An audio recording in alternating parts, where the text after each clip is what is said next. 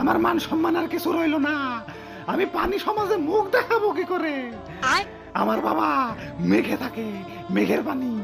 আমার দাদা সাগরে থাকে, সাগরের পানি।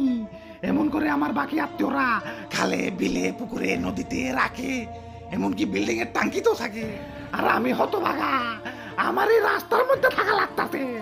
শেষমেশ আমি কিনা রাস্তায় নেমে গেলাম। বৃষ্টি হও, আরো বৃষ্টি হও। একে তোর রাস্তা থেকে বাইরে পারতাছি না, তার উপরে খালি বৃষ্টি হও।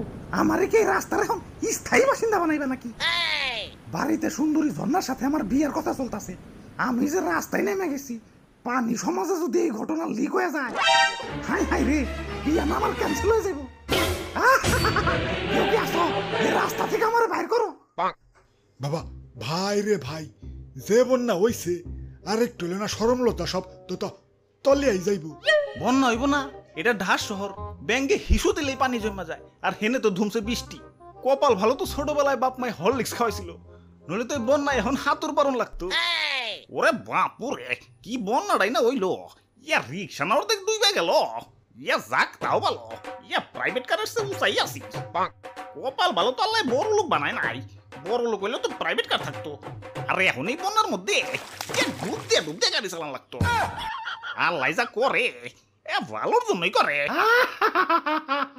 কেউ কি আসো, আমার এই রাস্তা থেকে বাইর করো। আমি তো এই রাস্তায় থাকার লোক না।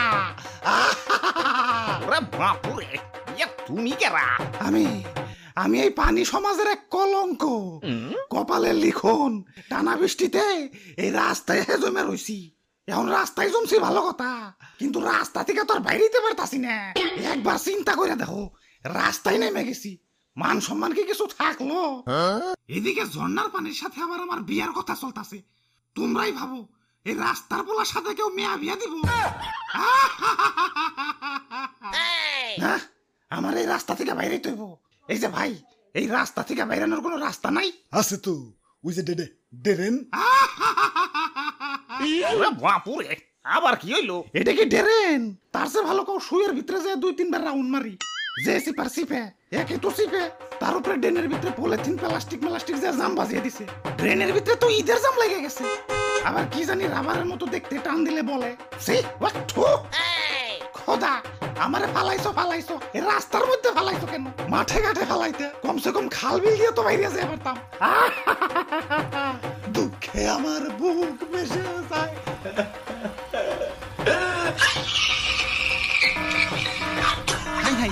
কানতে কানতে তো রাস্তার পানি পারিয়ে ফেলাইতেছে। ও ভাই, এত কান্দো না ভাই, এখন তো তাও কাপড় বাসে। এত কানলে তো লুঙ্গি কান্দে নিয়ে রাস্তা পারন লাগবে। পরে কিন্তু জোকের মধ্যে জোকে ধরবো। ভাই কিছু একটা করেন ভাই, পানি কিন্তু বিপদ সীমার উপরে উঠে যাইতেছে। আরে আমি কি করুম? এই পানি মানির কাম আমার নাকি? তাইলে হ্যালো, চিটি কর্পোরেশন। ওই কি হইছে রে? স্যার, পানি তো রাস্তায় আটকা পড়ে গেছে। কাইন্দা মাইন্দা বুক ভাসিয়ে ফেলাইতেছে। কেন কান্তাছে কেন? এসএসসি ফেল করছে নাকি? আরে না, ড্রেন দিয়ে বাইরে পড়তাছে না, দেহে কান্তাছে। ড্রেন দিয়ে বাইরেতে পারবো না কে? ওই ড্রেন কি বেরেন ছাড়া বানাইছো? এত চিকন বানাইছো কে? আমারে কি আলাদিনের দৈত্য পাইছো? যে আলাদিনের দৈত্য ছোট্ট চারাগের ভিতরে থাকে দেখে আমি এই ছোট্ট ড্রেনে ঢুকুমু? আমি দৈত্য না, আমি পানি। আর ড্রেন কি আমাকে জন্য বানাইছো না ময়লা আবর্জনার জন্য বানাইছো? প্লাস্টিক যায় জাম লাগাই দিছে। স্যার, ড্রেনটা একটু ঠিক করা দরকার।